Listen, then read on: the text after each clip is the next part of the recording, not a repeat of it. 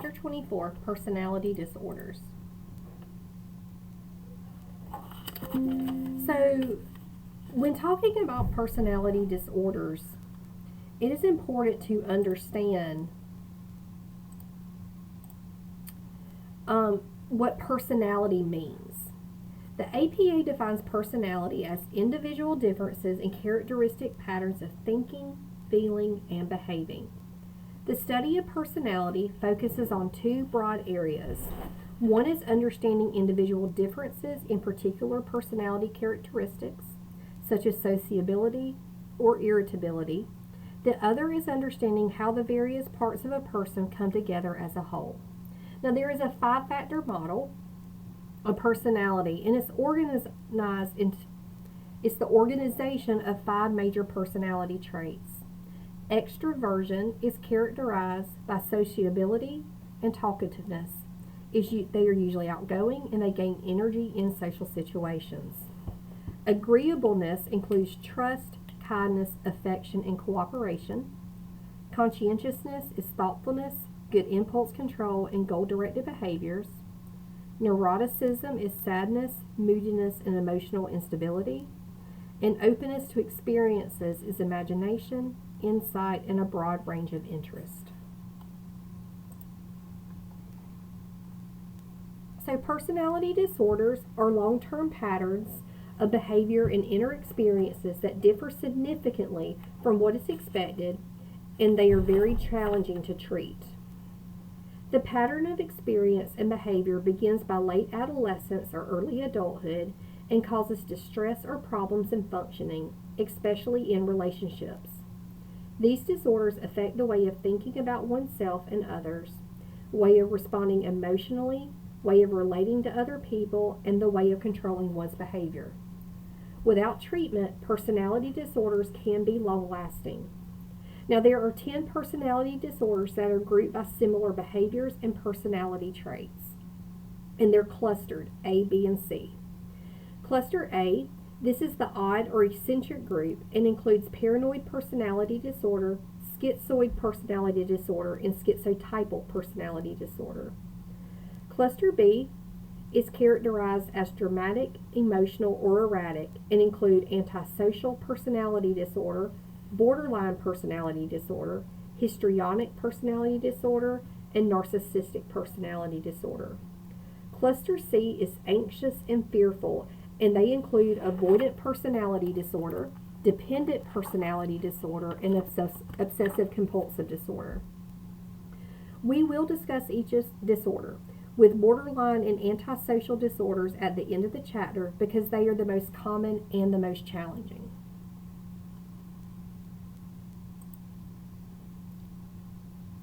So paranoid personality disorder under Cluster A is defined as a pattern of being suspicious of others and seeing them as mean or spiteful. They often assume that people will harm or deceive them, and they do not confide in others or become close to them. It usually leads to a diagnosis of schizophrenia, and the prevalence is 2 to 4% of the population. Characteristics: long-standing distrust and suspicion of others, may be apparent in childhood, social anxiety in childhood, jealous, controlling as adults, unwillingness to forgive, and projection of feelings.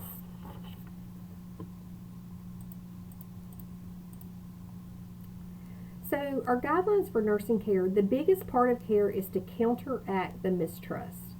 So we need to adhere to schedules, avoid being overly friendly, use simple, direct language, and project a neutral but kind affect. Setting limits is extremely important. Treatment: psychotherapy is the treatment of choice.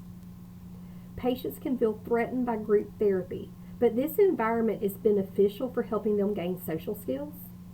And role playing can actually help reduce the feelings of suspiciousness. Now, anti-anxiety agents like diazepam is the drug of choice. And then your antipsychotics are used for more severe delusions, and this includes haloperidol and pimozide. Now, these antipsychotics can help reduce delusional thinking, severe agitation, as well as paranoid ideations.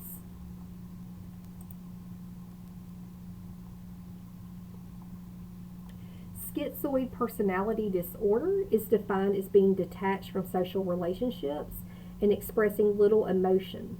Individuals typically do not seek close relationship, and they choose to be alone and seem not to care about praise or criticism from others.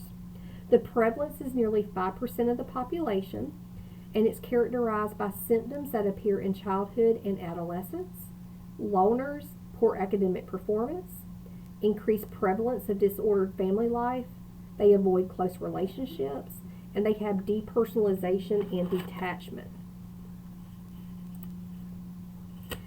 Now, the guidelines for nurses is to avoid being too nice or too friendly, do not try to increase their socialization, assess for symptoms the patient is reluctant to discuss, and protect against groups ridicule.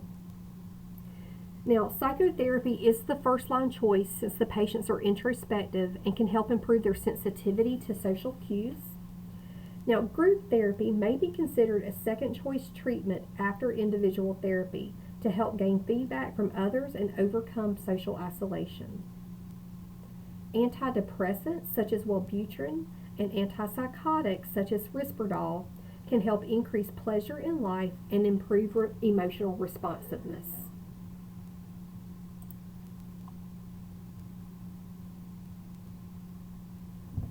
So, schizotypal personality disorder is defined as a pattern of being very uncomfortable in close relationships, having distorted thinking, and eccentric behavior.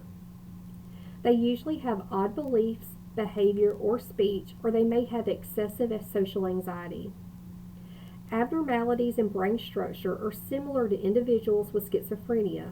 However, those with schizotypal disorder can understand their paranoia and magical thinking, whereas schizophrenia has much stronger delusions.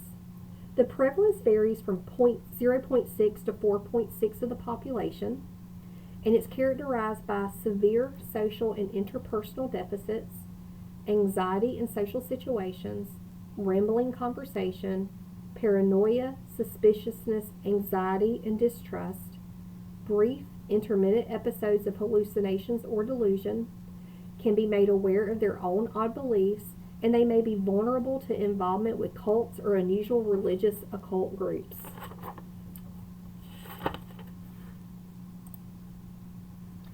Now, nursing care guidelines: respect the patient's need for social isolation, be aware of and intervene appropriately with the patient's suspiciousness, perform careful diagnostic assessments for symptoms that may need intervention like suicidal ideations and thoughts, and withhold judgment and ridicule. Now, treatment is difficult due to paranoia and social anxiety. So we need to provide supportive psychological care and help identify the distorted thinking. These people are commonly involved in cults, so you may need to investigate the patient's involvement. Low-dose antipsychotics can help with day-to-day functioning. And remember, these patients can be made aware of their misinterpretations of reality. Next, we will move into our Cluster B personality disorders. And remember that we will discuss borderline and antisocial at the end of the chapter, even though they fit into Cluster B.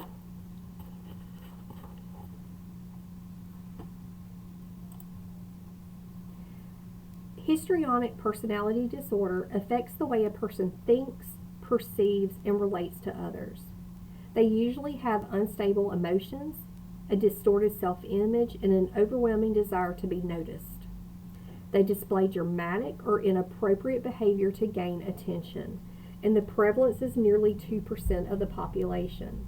It is characterized by excitable, dramatic, and they're often high-functioning. They have bold external behaviors, a limited ability to develop meaningful relationships, attention-seeking, self-centered, low frustration levels, excessive emotions. They may be provocative and smothering, and no insight into the disorder or role in ruining relationships. Guidelines: know that seductive behavior is a response to distress. Keep interactions professional and ignore flirtations. Model concrete language. help patients clarify their inner feelings, teach and role model assertiveness, and assess for suicidal ideation. Now, psychotherapy is the treatment of choice, and there are no specific medications to treat the disorder, but can prescribe an antidepressant, anti-anxiety, or antipsychotic to treat symptoms.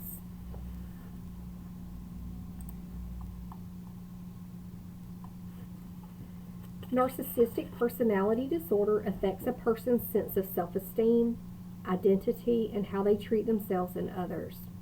This goes beyond arrogance and selfishness. Prevalence is 0 to 6% of the population, and it's hard to determine because it's not always reported. It's characterized by feelings of entitlement and an exaggerated self-importance, so a grandiosity, a lack of empathy and a tendency to exploit others, weak self-esteem and hypersensitivity to criticism, constant need for admiration, and less functional impairment than other personality disorders. Guidelines: you need to remain neutral, promote a stronger patient self-identity, avoid power struggles or becoming defensive, and role model empathy. Now, treatment. Since these individuals struggle with rejection, they are difficult to treat. CBT therapy can help deconstruct faulty thinking, and group therapy could also be helpful. Lithium can be prescribed to help with any mood swings.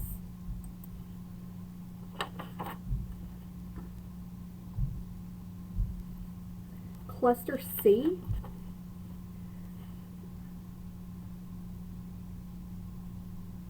So as you can see, avoidant or inhibited, dependent or insecure, and obsessive compulsive or rigid, and they require order. So avoidant personality disorder is characterized by is a chronic feeling of inadequacy and extreme sensitivity to criticism. They usually want to interact with others, but they tend to avoid it due to the intense fear of rejection, and this affects about 2.4% of the population.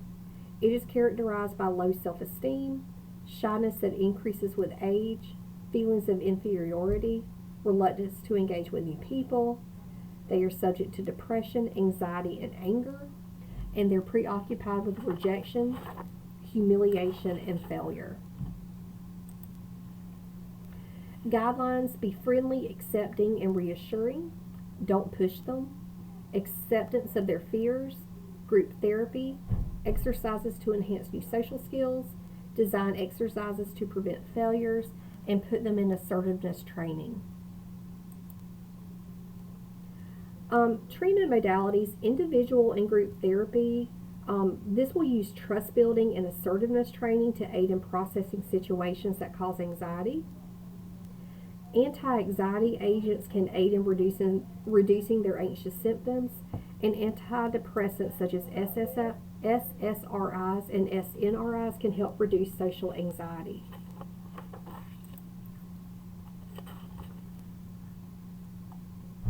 Dependent personality disorder. These people have difficulty making decisions and they need reassurance from others.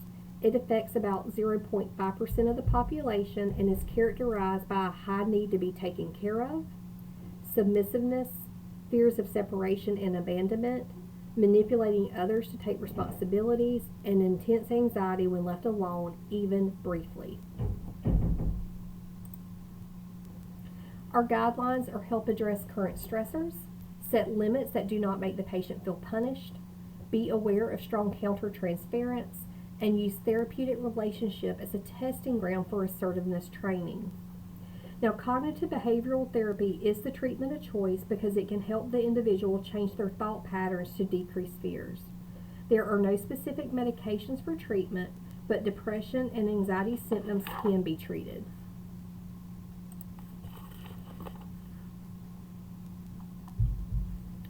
Obsessive compulsive personality disorder. Now, this is different from OCD. The hallmark signs are orderliness, perfectionism, and control. They may be overly focused on details and schedules. They work excessively while not allowing time for leisure and friends, or they may be inflexible in their morality and their values. prevalence is 2 to 8% of the population, and it is characterized by rigidity and inflexible standards for others and for self, constant rehearsal of social responses, excessive goal seeking that is self-defeating or relationship defeating, strict standards interfere with project completion, and they have unhealthy focus on perfectionism. So what are the key differences between OCD and OCPD? So OCD is a mental illness marked by recurrent, intrusive, unwanted thoughts and repetitive behaviors. People with OCD often feel marked anxiety or distress due to their symptoms, and symptoms can fluctuate with the anxiety. People with obsessive compulsive personality disorder, which is what we're discussing here, it is a personality disorder in which someone always wants to be in control. Signs include strict orderliness and perfectionism, and OCPD traits tend to be persistent over time. So our guidelines are guard against power struggles. Remember that the patient has difficulty dealing with unexpected change, and provide structure but with time to complete habitual behaviors. They will need group and behavioral therapy, and medications can be used to treat the symptoms of obsessions, anxiety, and depression.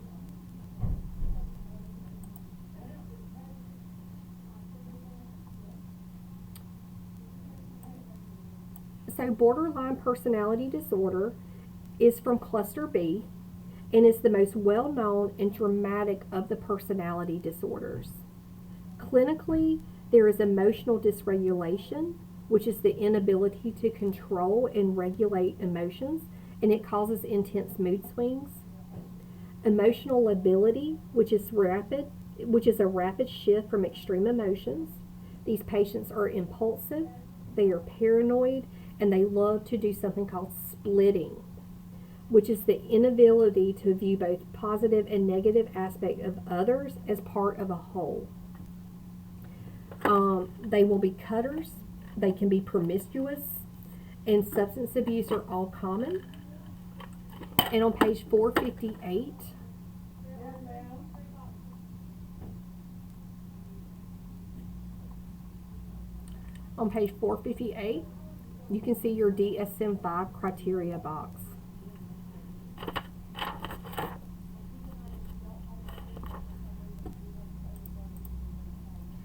Now the prevalence is 1.6%, and as far as epidemiology and comorbidities, they have a 10% suicide mortality rate, and 70% of these patients will attempt suicide. They have coexisting mental health disorders like major depressive disorder, anxiety disorders, and PTSD. But other coexisting conditions can include diabetes, hypertension, fibromyalgia, arthritis, and chronic pain.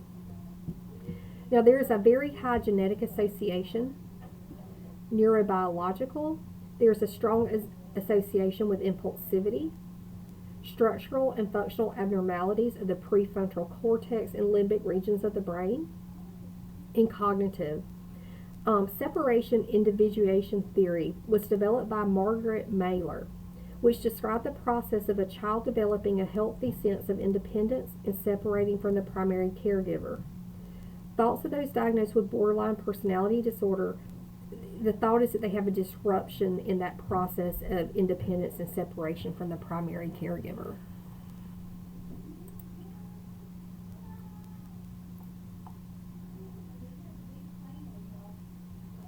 So this application of the nursing process is specific for patients with borderline personality disorder. Assessment. They need a semi-structured interview, which is preferred, and it often includes something called the Minnesota Multiphasic Personality Inventory.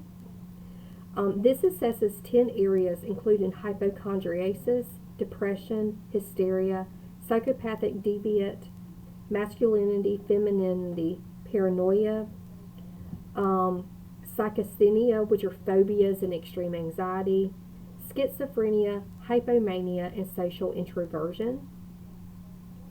Usually, these problems begin before adulthood, so an accurate history is important. And you can see assessment guidelines on page 461. Nursing diagnosis, there's a risk for self-mutilation and risk for suicide, and those are your two most important. Other examples are on page 461. And these risks for self-mutilation and risk for suicide may be related to their fear of abandonment. Now, nursing outcome classification scales help measure their improvement, but developing a therapeutic relationship will be critical. However, you need to avoid their manipulative behaviors. Implementation, provide clear and consistent boundaries, use clear, straightforward communication, calmly review their therapeutic goals, teamwork and safety is important, and respond matter-of-factly to superficial self-injuries. For example, a clear and consistent boundary would be for you to watch them take their medication, and it's not up to them to take it later. You take it when I say it's 9 a.m., we take our medicine at 9 a.m. That is a clear, consistent boundary.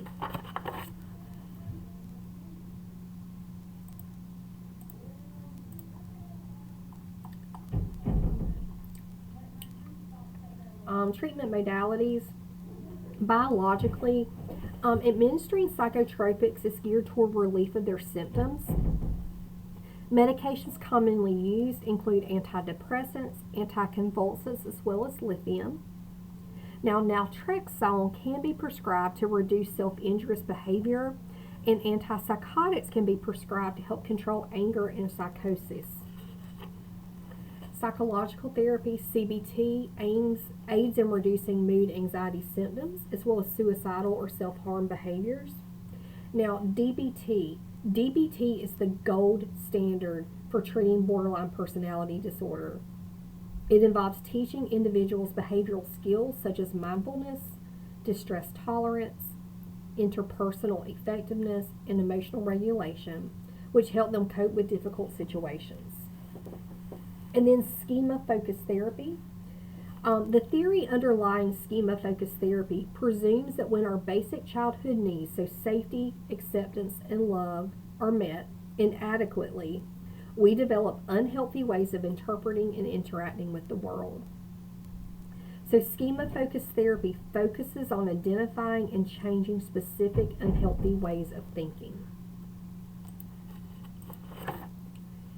Sydney, 27, is dropped near an emergency department, literally dropped. Two of her roommates force her bodily from their car and drop two very large plastic garbage bags on the grass. Sydney, who is very unkempt, stands shrieking, and an EMT standing near the outside entrance takes a running steps to stop the car as it backs out. "What is happening here?" he says. "Sorry," says one of the women, "but we just can't take it anymore. She's uncontrollable and we're both afraid of her. She needs help." Sydney, the young woman who was dropped near the emergency department by her roommates, is brought into the ED, sobbing and shrieking the entire time. She has evidence of cutting up and down her arms, and she shouts curses at each female nurse and refuses to cooperate, saying that she is tired of everyone trying to tell her what to do. She calms down a little while a male nurse approaches. When asked why that helps, she says, "Women are jerks. Never trust other women. They're all mean." Sydney is admitted to the psych unit for evaluation. Which behaviors would be consistent with a diagnosis of personality behavioral disorder? A. Splitting. All women are jerks in response to the common effect of a male nurse. Inflexible standards would be OCD or OCPD, and lack of empathy and absence of remorse or antisocial personality disorder behaviors. Which behavior indicates that Sydney, or patient diagnosed with borderline personality disorder, is improving? C. She informs a staff member that she is having thoughts of harming herself.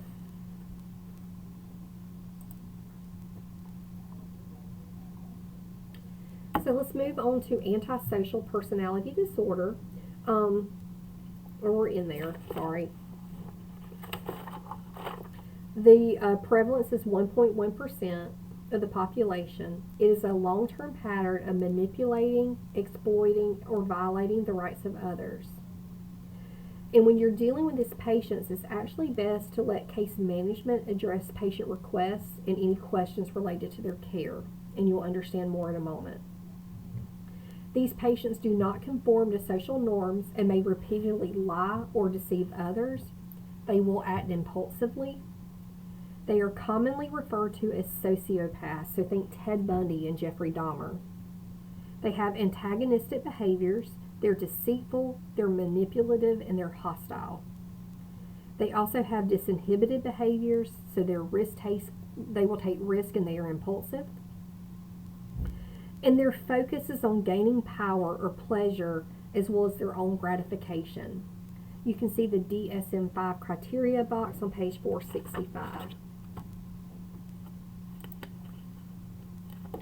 Now, the epidemiology prevalence from 2013 shows a 0.2 to 3%, but more recent research shows 3.5%. It is more common in men, and you must be 18 years old to be diagnosed, but symptoms must be present before the age of 15. Risk factors, genetics. Two common traits present include aggressive disregard and disinhibition. Neurobiological, there are low levels of serotonin associated with aggressive and impulse behaviors. And environmental, maltreatment during childhood, which includes inconsistent parenting and discipline, abuse, and neglect. Almost all people diagnosed with antisocial personality disorder have a history of impulse control and conduct disorder in childhood and or adolescence. Culturally, there is a low diagnosis rate in minorities.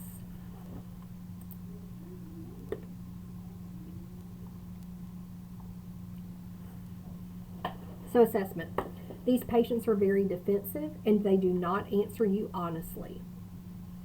Self-assessment involves being aware of charm from the patient and also feelings of disdain or threat from the patient with a criminal activity.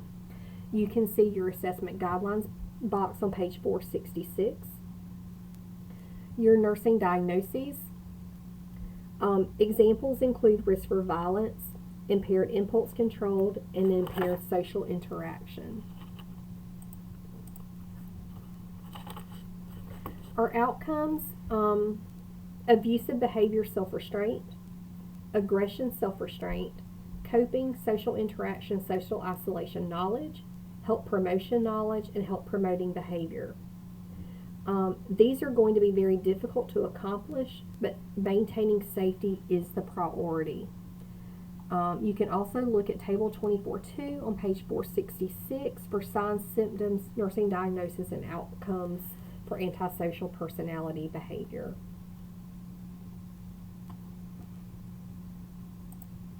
So planning and implementation, most of these patients are admitted involuntarily, so they can become very angry, very aggressive, manipulative, and they're impulsive. It is important to provide boundaries and limits as well as realistic choices. Let's talk briefly about therapeutic communication versus manipulation. Manipulation can occur in the nurse-patient relationship. Bullying or other patients can also occur. Preventing of aggressive behavior is key by helping the patient identify triggers of anger and healthy ways to handle the anger. Using therapeutic communication techniques is very beneficial because it helps the patient feel heard and that someone cares. Diversion activities may also be helpful. In evaluation, it is actually difficult to know whether the behavior has changed, but those that are motivated can change their behaviors. There are no specific medications for this disorder, but mood stabilizers may help with aggression. SSRIs, benzodiazepines, or Ritalin may also help with symptoms. And then your psychological therapy.